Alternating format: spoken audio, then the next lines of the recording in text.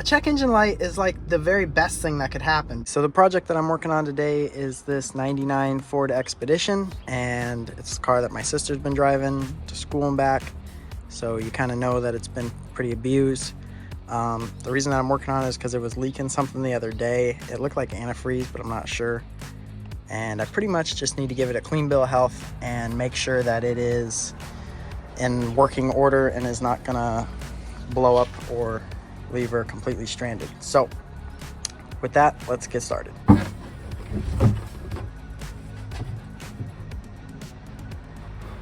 This thing needs hood struts too.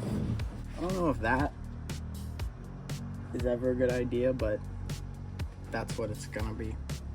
All right, let's start checking the fluids.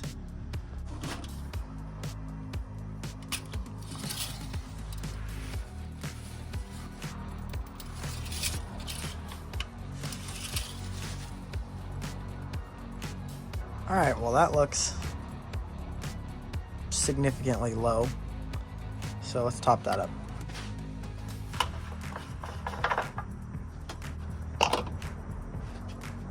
That is one thing about these old Ford 5.4s, the 2-valve motors, which are pre-2004, is that they kind of tend to make oil disappear once they're, you know, really high mileage. Like this car has 250 something thousand on it, so it's lived a good life, but it doesn't burn any oil. It just, the oil tends to just go away, which I'm pretty sure is down to PCV valves, because I got, my truck is a 98 and it has the exact same motor, but I put a new PCV valve on it and it doesn't make oil disappear. It might use a quart between oil changes, but it's got 205,000 miles on it, so it, you know, it's not like brand new.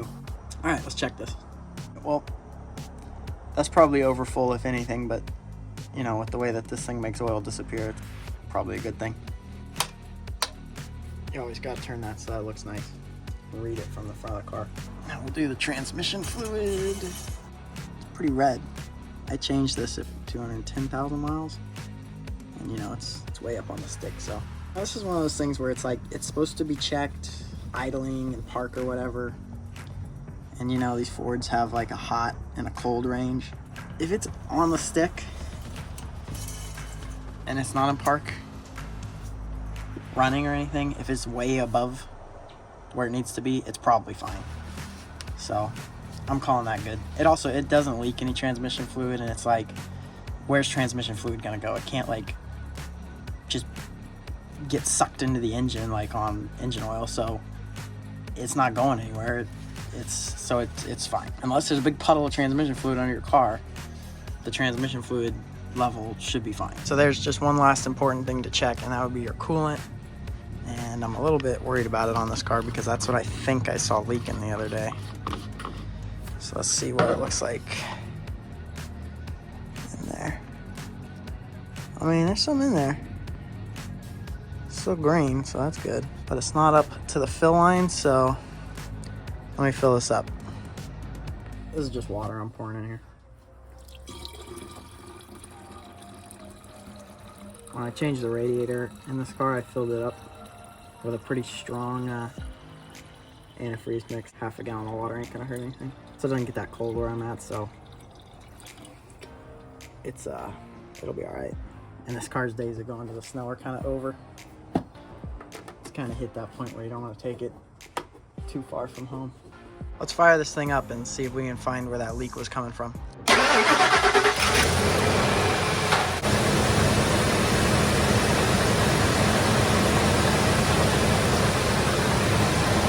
That's the first time this thing's been started in like a week, so that was a pretty cold start. It's a little rough. I lied earlier. It's got 248, 341 on it. But I'm just remembering now that it has this check engine light on these old Expeditions. It's a service engine soon light, not a check engine light, but it's the same light. So let's go ahead and scan that and see what's actually up with this thing.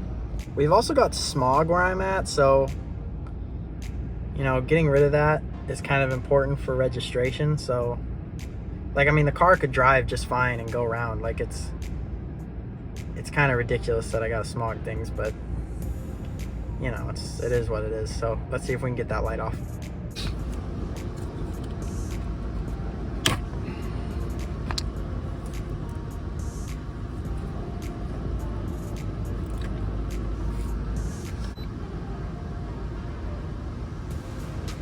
Okay, so we got 2 codes. Let's dig into those a little bit. So the first code that we have is a PO305, which is a cylinder 5 misfire. So that would explain why this thing's running kind of rough. So the second code is a P0442, which is a small evaporative emissions leak, and that could be harder to fix, but I'll do some digging on the internet and see what the most common problems that would cause that code are on this specific model year. And that's another thing that people should do. They need to, well, one, get a code reader or go to your auto parts store and get the codes, but you know, go on the forums and see what is the most common problem for that code, because chances are your vehicle has the same issue, and that'll just save you a lot of time and headache, you know, looking for what the issue could actually be.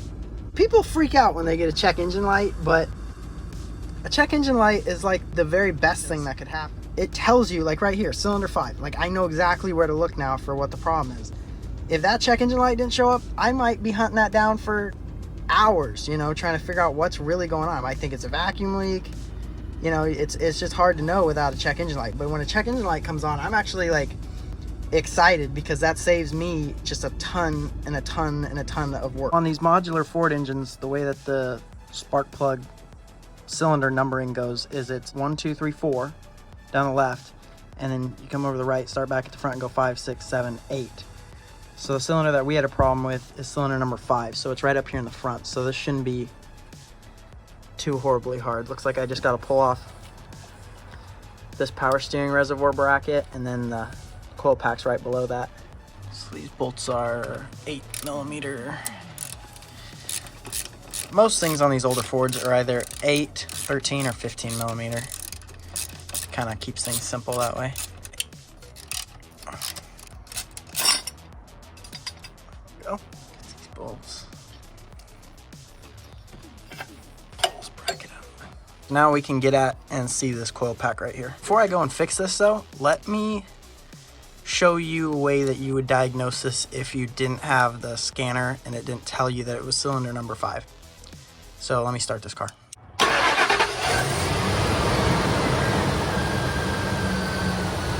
With the car running, what you'd want to do is go around to each cylinder and unplug the coil pack or the spark plug loop.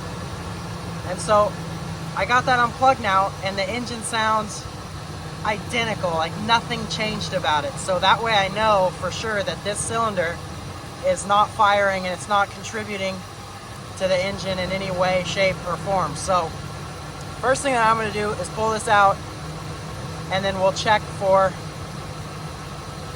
well, we're not going to check it, we're just going to replace this. But we'll pull the spark plug out too, and just make sure that the spark plug looks good. Let's try a 7. Yeah, that fits pretty good. There we go.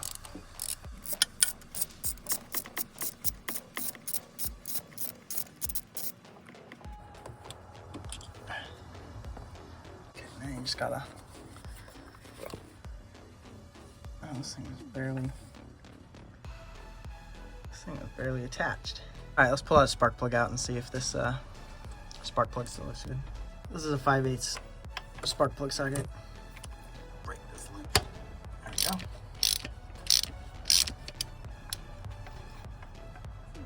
This plug actually, you know, it looks pretty good. There's nothing really wrong with that, so let's put that back in and put a new coil pack on this. You just want to snug these up. You don't want to go overkill because it's an aluminum cylinder head on these.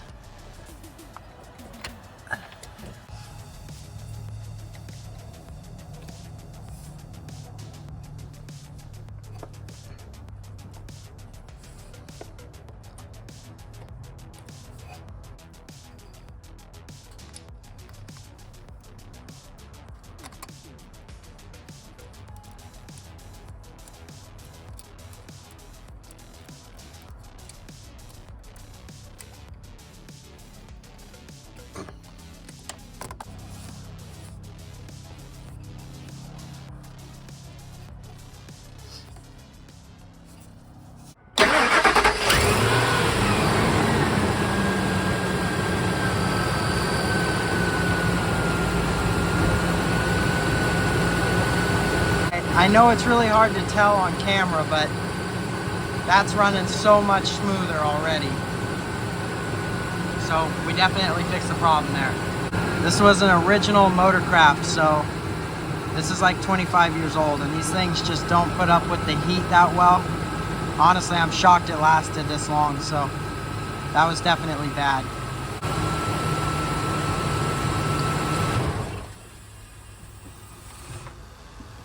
As far as these coil packs are concerned, you know, the only way to really buy them, if you go to the auto parts store and you want a Motorcraft like this, you're looking at like $100 and something just for one. And they have like aftermarket ones that are like Excel or whatever they are, and they're like 40 bucks a pop. But still, that's, to me, that's kind of ridiculous. So what I did was I went on Amazon, and you can buy an entire set of 8 for like 35-40 bucks. So the price of one aftermarket, you can get 8. And the way that I see this is, you know, I'm replacing one, but I've got 8.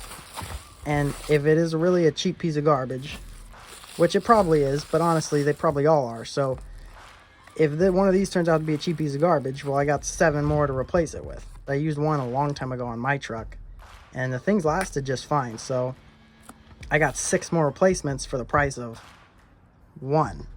And that's really the only way to buy these. Don't waste your time at the auto parts store if you don't have to. Just order 8 online and just have a bunch of spares. And I just keep these in a toolbox in the car because they tend to go bad. So, you know, they're easy enough to change too, so you might as well have it with you when you need it. You can just change it.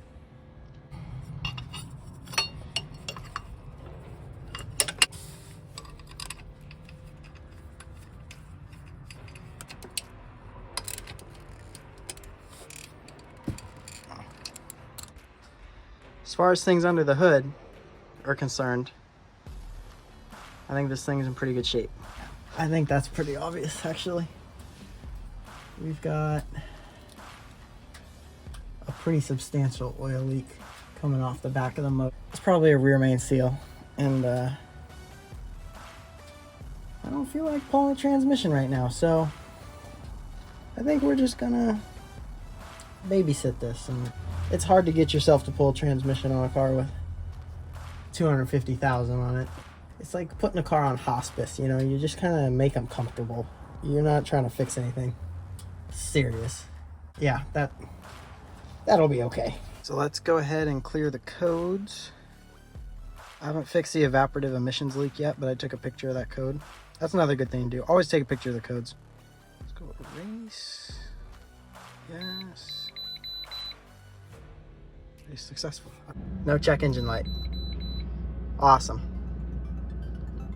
Last thing that I wanted to do here before I wrap this video up and call this project done is talk about the Ford 5.4s for a little bit. This is a 5.4 2 valve, which Ford built from, I believe, 98 to 2003. They might have built it even after that, but it's 5.4 liter 2 valve. It's pretty much the same engine as a 4.6 liter 2 valve. I think the 4.6 just has a different crankshaft. But these things are pretty solid and bulletproof, honestly. Everybody gives Ford 5.4s a bad rap because of the 3 valves, which were built in 2004 and beyond. But these 98s to 03s really are pretty darn solid. I mean, they're not fast, they don't make a lot of power, but like this one's got 250 on it, and it's just, you know, it's always chugged along. Like, they don't have serious engine problems. It's always just like a coil pack here or little teeny things that need touched up on them, but beyond that, they're really solid and reliable. So with that, I'll end this video. If you enjoyed it, please consider subscribing, hit the thumbs up button, you know, ring the bell if you want notifications when my videos come out. I hope you guys are liking these kind of more long format videos where I go more in depth on what I'm doing. Thanks for watching, and I'll see you on the next project.